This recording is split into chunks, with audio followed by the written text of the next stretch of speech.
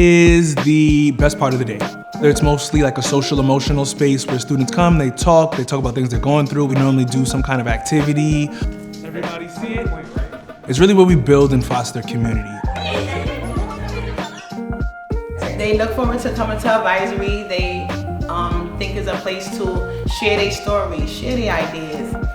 The enjoyment that I get from that is like sitting around a family table, just hearing your family talk. There's so much data to support that students academically, in terms of attendance, in terms of behavior, do better on all measures when they feel a sense of connection and belonging to their school. So something that you think other people in the room don't know about This space, the crew advisory space, is an opportunity for students to use all different parts of themselves and to contribute that in a way that feels authentic to them and to create that sense of belonging. Is anybody seeing any connections with things that people shared? What do we got? Advisory is a place where you can kind of like decompress and like stop memorizing for a minute and like get to know each other. To help us with our social anxiety or like any anxiety we have or like insecurities we have about each other. You don't know if in the first class you're feeling like down, and when it comes to advisory and you tell how are you feeling and why does it make you feel like that, like you're like getting out all those things and you're getting better for the day. So I think it's really helpful. Typically it'll be a check-in. What is the best thing that could happen if you took a risk and succeed? After the check-in, we'll do an activity. You could use gestures, body language. Team building, something creative maybe. And then we'll have some kind of checkout, debrief.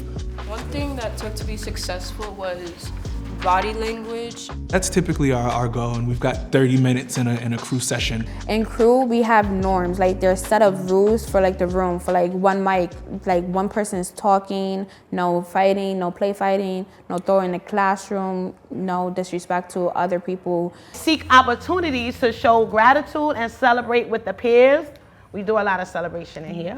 One thing I like to do is build trust and build honesty. Trust your students, trust yourself, trust the process. If the students have trust, especially with their peers, they won't be mean to each other. We are all a community.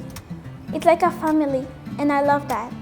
To hear others' thoughts and what they like helps me get to know them and maybe like better understand them when we're in class.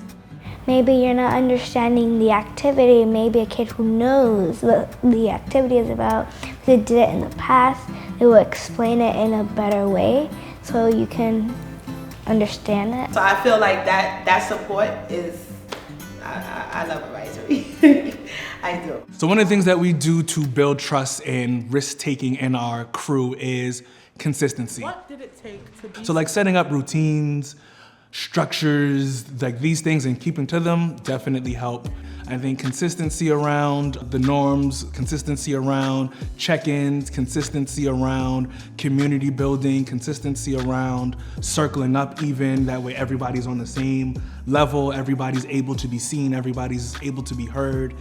We even have like a seating chart and a breakdown of like how we put our room together, how we put it back. I think creating that space and fostering that over and over, I think is what builds the space to be so safe and so comfortable for people to step outside of those comfort zones and to share and to try new things. It's really important that we have a culture and that the culture includes predictable routines for students so that they know, okay, I'm gonna have an opportunity to speak. I'm gonna have an opportunity to reflect on what we did. I'm gonna have an opportunity to be heard by my peers. So I'm trying to set a good example so they can say, okay, now next year I know what advisory is gonna be like. I know what to do in advisory. I know I can trust the people that's in my advisory group. So I think setting those things up and having that consistency keeps students in that cycle and keeps students engaged and keeps students feeling confident. I mean, it makes me feel confident. So I think students also thrive and benefit from that same thing. Definitely.